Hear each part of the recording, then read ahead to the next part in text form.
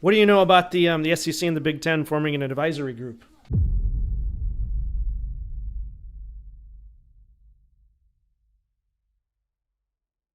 Yeah, that's a thing that is happening, isn't it? Yeah. Okay, so initial reaction to that is, I guess we were texting about it, and you said that they're not waiting for. Well, I'll let you say it because you had the. Well, it looks like they're not waiting for the NCAA to die. They're going to kill it. Yes. What I read the press release a little bit. The one thing that stuck out to me though, and a lot of other people were saying the same thing, was that they're saying they're forming this for the betterment of the student athlete. Mm-hmm. But really though, I mean, I'm not saying so. I guess I mean, the question there would have to be what are they going to do that's going to make it any better than the NCAA? Well, I guess my thing is that I have no doubt that they can do it better. So college football needs a governance board that is separate from the NCAA, because the NCAA is a joke of an institution right now. I mean, we see that with the Florida State investigation, with the Tennessee investigation, and Tennessee and the state of Virginia are fighting back, which is cool. Mm-hmm. We'll see what happens with the investigation with Michigan, but the president himself came out and said Michigan won fair and square. Yeah. Isn't there an Ohio State investigation? And now there's an Ohio State investigation, which who even knows if there's legs to that, because that whole tampering thing, which we can get to, is such a bizarre. Basically, like, the NCAA is getting mad at schools for breaking rules, but there are no rules to break. So they're just kind of making rules up on the fly and saying, you broke it. You broke the rule. Yep. So, yeah, I guess it doesn't make any sense to me. Right. But so they're saying that they're doing this for the betterment of the student athletes, but I'm guessing it probably has more to do with money. I bet it does. But then you think if they're doing what they're doing, even if it is for money, but it is better for the student athletes, they can certainly do it better than the NCAA. Yeah. Well, and this article it's from an SEC staff member, and it does say about the betterment for the student athletes. These challenges, including but not limited to recent court decisions, pending litigation, a patchwork of state laws, complex governing proposals, compel the two conferences to take a leadership role in developing solutions for a sustainable future of college sports. Yeah, so they're both the Big Ten and the SEC at large, both of them, are fed up with the NCAA. Yeah. Which is fascinating. I suppose that lends some credence to the coaches that we heard were upset with Michigan. But I'm not sure if they were upset with Michigan or if they were upset with the NCAA that it ever came to anything at all, or I mean, I can see where they're frustrated with the NCAA because they're not doing anything. So if Michigan really did cheat, if they really did put players in danger, and the NCAA said, well, we'll look into it and get back to you in a couple of years, well, I can understand why those coaches would be mad. If my kids are in danger, I don't want them to just tell me in a couple of years. I want to know now. But I guess exactly. But then there's also, what if the coaches weren't actually, because we only know one side of that call. Mm-hmm. We only know that the call happened, and I know like people like Isaiah Hull, he's got people on the ground there that know way more than we do, and I haven't heard Isaiah say anything more about it. Yep. But I guess right now I'm thinking we're at a point where we only know one side of that call that happened between the ADs, the coaches, and the Big Ten about Michigan. Were they upset with Michigan, or is it possible that they were upset that this investigation happened and now they were trying to figure out what's going to happen to Michigan, because it could also happen to them because they were they're doing the same thing. But yeah, I guess that's what I mean is we only know one angle. We don't even know. I mean, people were upset with Michigan for giving up against the Big Ten when with that whole restraining order situation. Mm-hmm. But is it possible that Michigan found out something that they were like, okay, if like Chris Partridge talked to people that he wasn't supposed to. He didn't mess with any of the evidence or anything like that, but he talked to somebody he wasn't supposed to. That is a violation, and he got fired because of it. Maybe they found that out and said, all right, you know what? We'll fire Chris Partridge. He kind of deserved it. Can we just drop this afterwards? Mm-hmm.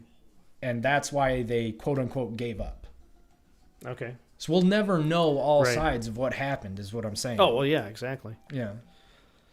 So this article goes on to say the advisory group will engage with other constituencies as necessary, including consultation with student athletes and other key leadership groups from within both conferences. Quote, the Big Ten and the SEC have substantial investment in the NCAA, and there is no question that the voices of our two conferences are integral to governance and other reform efforts, said Big Ten Commissioner Tony Petitti. We recognize the similarity in our circumstances as well as the urgency to address the common challenges we face. Yeah, similarity in their circumstances. So they're all frustrated. Yeah, But this had to have been Greg Sankey's idea, because Tony Petitti feels like the type of person who's just kind of going whichever way. Because I mean, why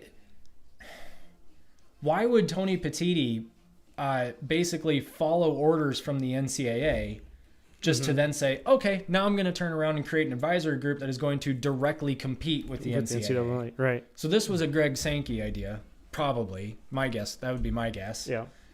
And the only reason, I'm betting you too, the only reason, now I don't know any of this for sure, but I'm betting you too, the only reason he got Tony Petitti involved was because the Big Ten is now the other big conference. Because now we're at the Big Two conferences, or the Power Two conferences. Power Two, yeah. And the little however many else are out there. And then the Pac-12 just ceased to exist.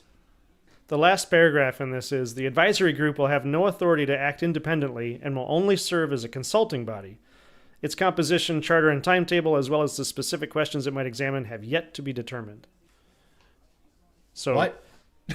they don't have any power to do anything. They're just going to say they're putting together this committee to figure things out.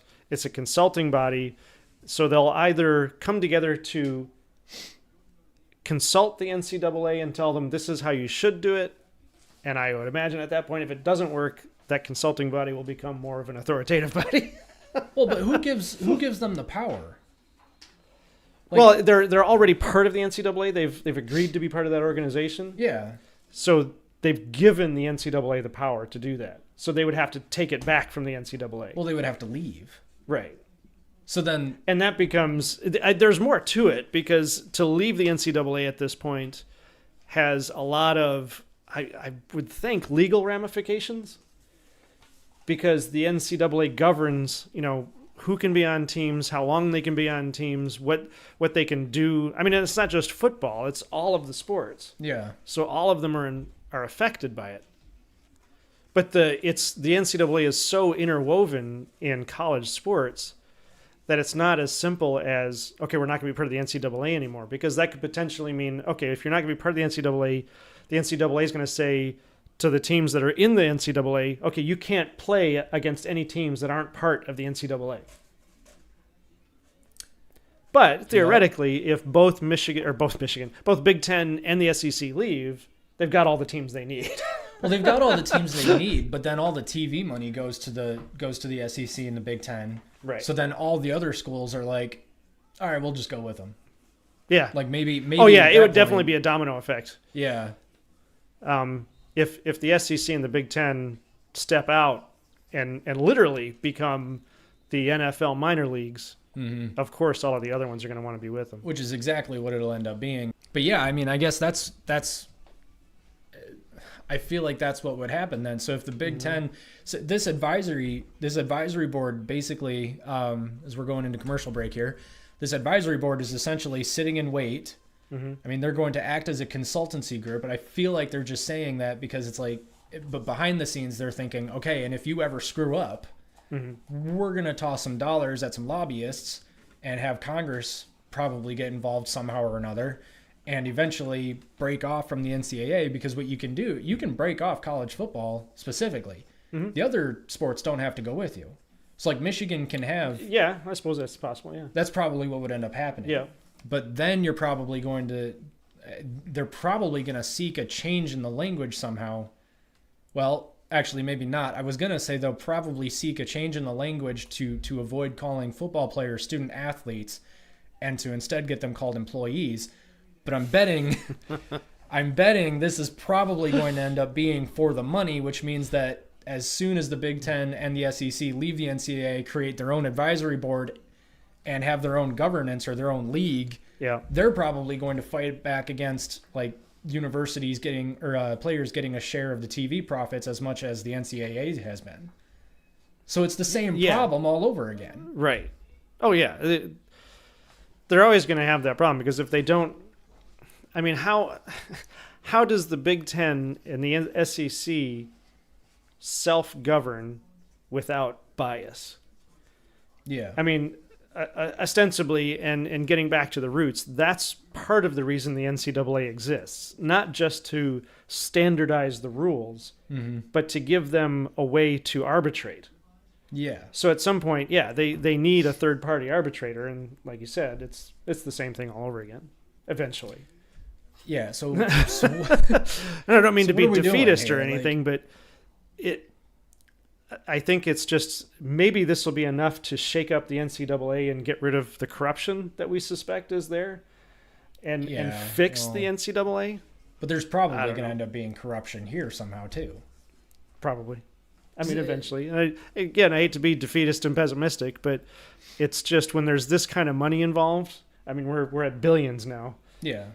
It's hard to get away from, and it's almost like, I mean, for us it's easy because we can just sit back and watch the game. Yeah. But yeah, I don't know how they deal with that. Because right now, the powers that be have no incentive to pay the players.